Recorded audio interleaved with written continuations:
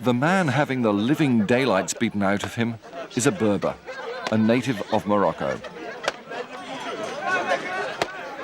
His assailant is an Arab.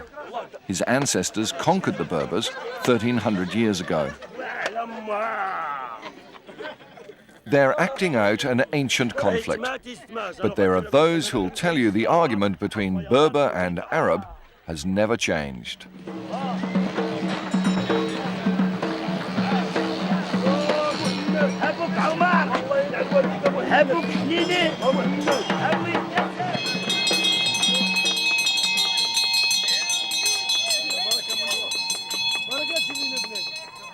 In Morocco, even the very name Berber is a controversial one.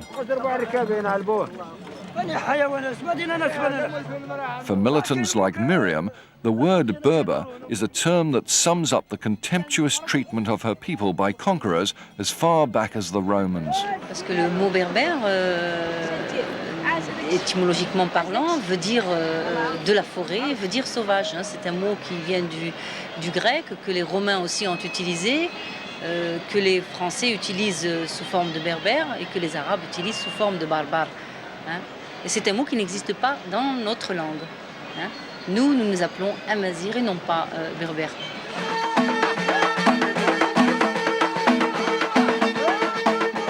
So they're not Berbers, they're Amazigh, and they make up at least 65% of the population. Yet the Amazigh learn Arabic at schools in which their language and their history is never mentioned. And their king has Arab roots stretching back to the Prophet Muhammad. They have a word for what's happening to them. They are being Arabized. Oui, c'est pour ça que nous militons aujourd'hui, pour que notre langue et notre culture ne disparaissent pas sur Terre.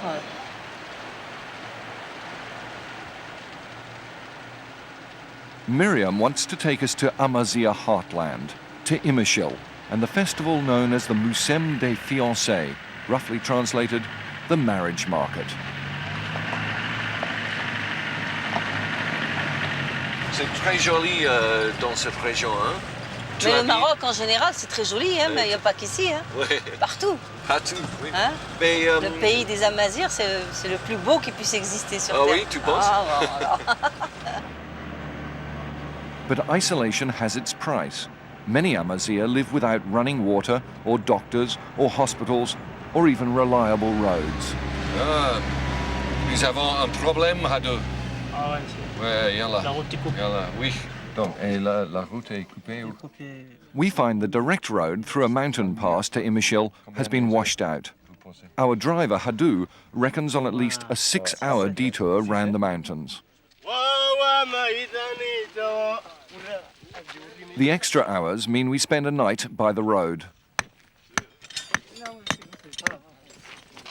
It's a chance for Miriam to explain that while the Imashil marriage market has a long history, she believes its nature is changing as the government turns it into a tourist event. Bon, maintenant, qu'est-ce qu'on attend demain?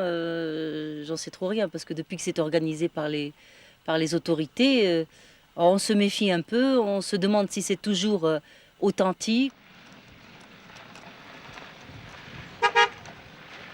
The next morning, it's as if we've travelled back through centuries. A landscape so rugged, so isolated and inhospitable, it's a wonder to me that people live here at all. Yet out of this apparent wasteland come the Amazigh people. It's as if the whole countryside is on the move. Whatever transport the Amazigh can find, they use to make their way to the town of Imashil. It's a time when the normally shy and cloistered young Amazigh women find a measure of freedom unique in this part of the world. Under their families' watchful eyes, they'll have a chance to roam and to meet and talk to potential husbands.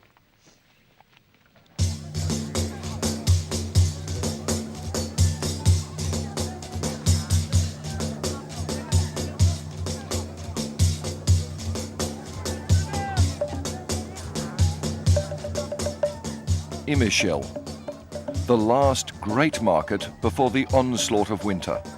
3 days for scattered Amazigh tribes to meet before the snows set in. Over the centuries, some things have changed a little. The livestock market continues its age-old discussions, haggling over camels and mules. But there are some new faces now. It's one of the few times of the year when Amazigh villagers run across government officials.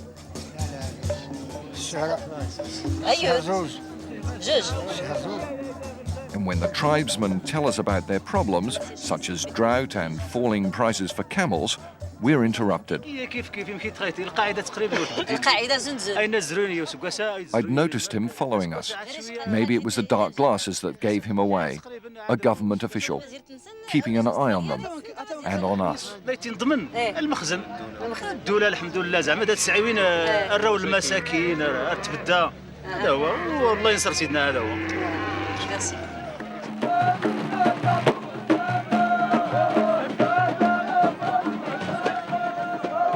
This is the only time of year when government officials make their presence felt here. The governor's arrival is intended as a symbol of a powerful but remote Arab-dominated government in Rabat. What was once simply an Amazigh event has been turned into something more, a celebration of national authority. And in the process, ordinary Amazigh find themselves increasingly excluded from their own festivities. Not only excluded, but becoming objects of curiosity, as the government, with an eye to the tourist dollar, gives free rein to a growing number of tourists and journalists.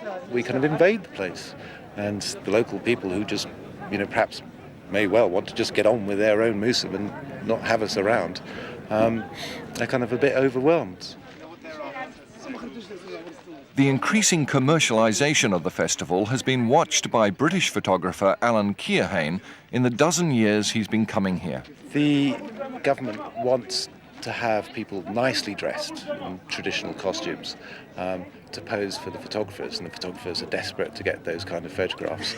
But at the same time, it's incredibly shameful for nice girls to pose for photographers. To them, almost a form of pornography. So you have this contradiction, conflict of interests. So why are they here then? They're here because they've been asked to come here, and it's to an extent it's an honour, but also it's they haven't got a great deal of choice.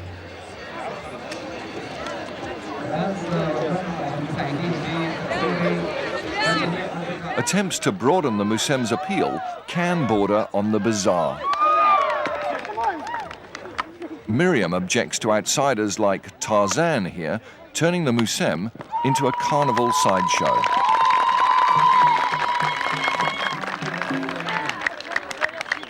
Mais il n'est pas d'ici, il est de très loin. Il est de Taza, c'est une région qui est pas du tout amazigh. What angers Miriam is that while her people are being written out of the nation's history books, their traditions are being stage-managed for tourist dollars. Ce qui m'a surtout embêté, c'est les filles qui sont les Arabes déguisés en Amazigh. Là, je trouvais ça un peu fort, quoi. Ouais. Pour prendre des photos pour le souvenir avec les touristes. Ça ressemble un peu aux Indiennes d'Amérique, avec la plume. Ah oui. Terminer des cérémonies, s'il vous plaît. S'il vous plaît, là-bas. Having put in an appearance for a couple of hours, the governor leaves, unable to spare the time to talk about sensitive Amazigh issues. But Miriam has found like-minded militants who are driven to discuss exactly those issues. Depuis 33 siècles, on n'a pas d'histoire. Si on l'a, mais les cachettes. Il faut réécrire l'histoire du Maroc. Il faut réécrire l'histoire, parce qu'on nous l'a volée. Parce qu'on a des hommes ici. On n'a qu'un petit paragraphe dans l'histoire. Un petit paragraphe qui dit... Ksnt. Même ce petit paragraphe, ils l'ont fait sauter. Ah ouais. Un petit paragraphe d'Imazirn. Excuse-moi. Ouais. Zaid has recognized Miriam as a kindred spirit from the T-shirt she's wearing. It's Amazigh lettering, a symbol of militancy, and regarded as subversive by the government. J'avais d'ailleurs la même, mais autocollant, que je collais derrière ma voiture et je circule avec. Et qu'est-ce qui s'est passé? Mais finalement, les autorités me l'ont enlevé. Ils vous ont enlevé. Ah oui? Oui. Oui. Il ne faut pas se promener avec ça dans la voiture. Miriam and her friends are militants, not revolutionaries. But there's no way to pursue their cause through the ballot box in Morocco, no political means to express their passions. Mes enfants ne parlent que ça. Il n'est pas enseigné à l'école. Comment voulez-vous un petit garçon, un enfant, avant d'entrer à la crèche, est obligé de passer par une autre langue pour apprendre la vie, alors qu'il a sa propre langue? Oui. Donc le militantisme ici est nécessaire.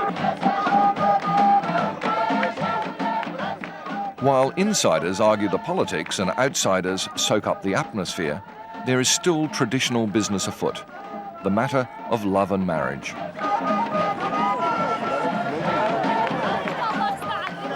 Young women have a say in who they marry and can demand divorce and later remarry, all without social stigma.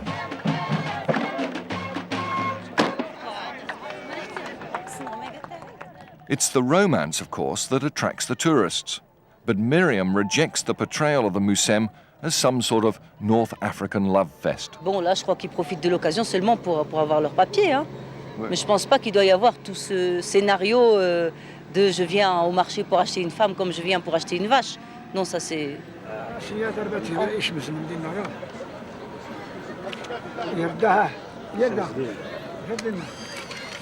Amazigh women are by upbringing timid in public. So one can only speculate on their thoughts on this, their official, government-approved wedding day.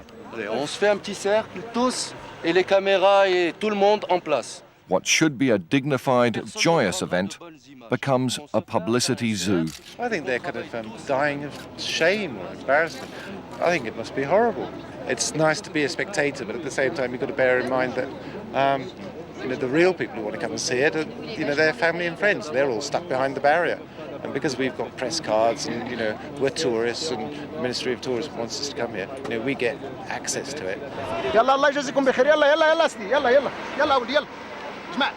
The press, unfortunately, with encouragement from the tourist authorities, sells stories built on extraordinary myths about Imashil. I've read you can buy a bride for a mere 3 bags of sugar. Such distortions outrage Miriam and her friends. C'est une société qui a tendance à être matriarcale, comme des Touaregs. C'est la femme qui commande à la maison. Oui. C'est la femme qui fait tout. Oui. C'est la société berbère typique. Oui. Comment est-ce possible que des berbères vendent des femmes? Est-ce que vous avez vu des femmes se vendre ici? Zaid wants to strip away the myths and takes us to a nearby village to meet one of today's bridegrooms and to better understand Amazigh problems. Il y a une école ici, seulement voilà. Il y a peu de gens qui vont à l'école, oui, pour une simple raison. Oui.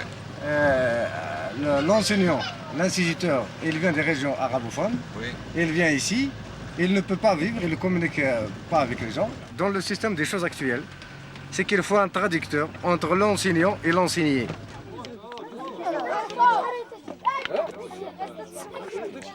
Tu vas à l'école? T'as tous l'école?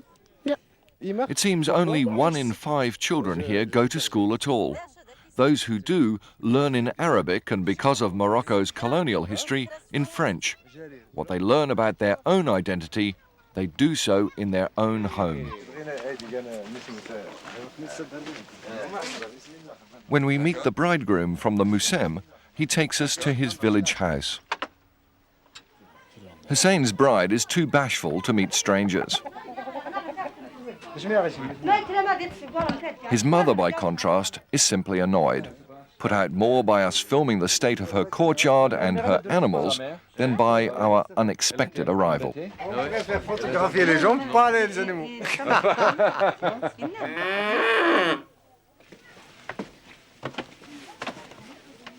Like all Amazigh, Hussein's real wedding will actually take place in the village. but he had to go to the marriage festival because it's the only time of year to get the obligatory government marriage certificate.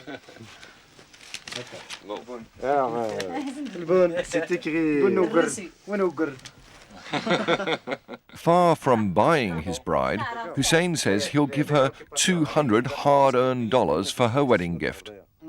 But he's annoyed at forking out another $30 for a certificate that's meaningless in Amazigh society, and he can't read it anyway.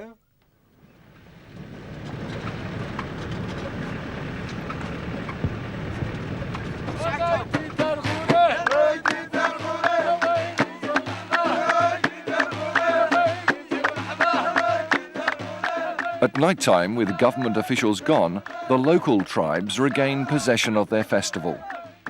Almost. The tourists remain, of course, to enjoy the ambience. And the trinket sellers, well, they're city folk, here to turn a buck.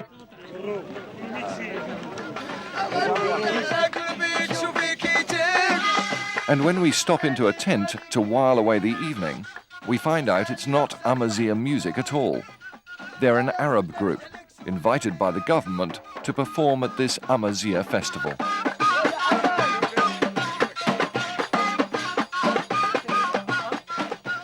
Later, I ask Miriam if she's been saddened by what she saw at Imeshil. Ben oui, parce que nous étions sûrement 99% ou quelque chose de ce genre. Nous sommes aujourd'hui 70. Demain, ça sera 60, 50, 40, 30, et puis on sera comme les Indiens d'Amérique.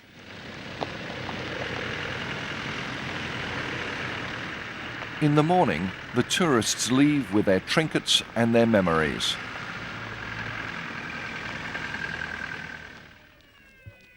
The Amazigh go home too, home to the mountains, to wait for the long, cold winter ahead.